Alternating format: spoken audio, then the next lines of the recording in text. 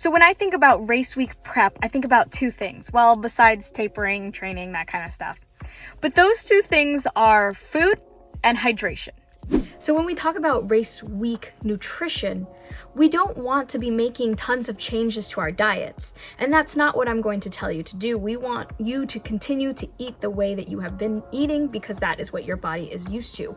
What we want you to do though is add in these extra carbohydrates, these starchy vegetables, so that you are making sure that you have a fully stocked glycogen storage going into race day. So what I like to do is 2 to 3 days out from a race, I like to just slowly start adding in more carbs for each meal. So I don't pay attention to calories, to macros. I don't really pay attention to that. So what I do is if I'm eating a salad, and say this is my normal weekly salad that I eat at lunchtime, I might just add some sweet potatoes to that so that I know that I'm getting more carbs in for each meal. This way, I am gradually increasing my carb intake without having to sit down the night before a race and eat a large quantity of carbs, such as pasta, that will really just end up making me feel heavy and not allow me to get a good night's sleep the night before a race.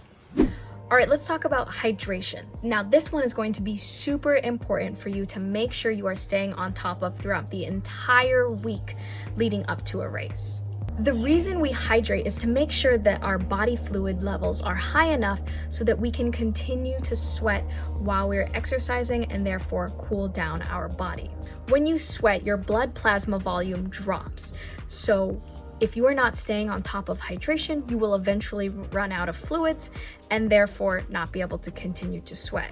When this happens, your core body temperature will rise, your heart rate will rise, and your performance will decrease. And this is also what we often refer to as hitting the wall. However, what I want to stress is that just drinking plain water alone isn't going to help you in this case. We want to make sure you are getting in electrolytes. And sodium is going to be the main driving force for hydration. It works best when it can use glucose as a vessel to enter your cells. And this is why many sports drinks have some level of sugar. Now, we want to make sure we aren't choosing a sports drink that has a large amount of sugar, but paired together, glucose and sodium are optimal for hydration because they increase the rate of absorption through your cells.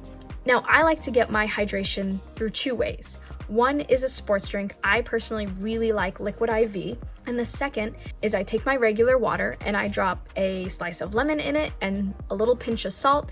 And both of those ways are great ways to get in your electrolytes and have optimal hydration for race day.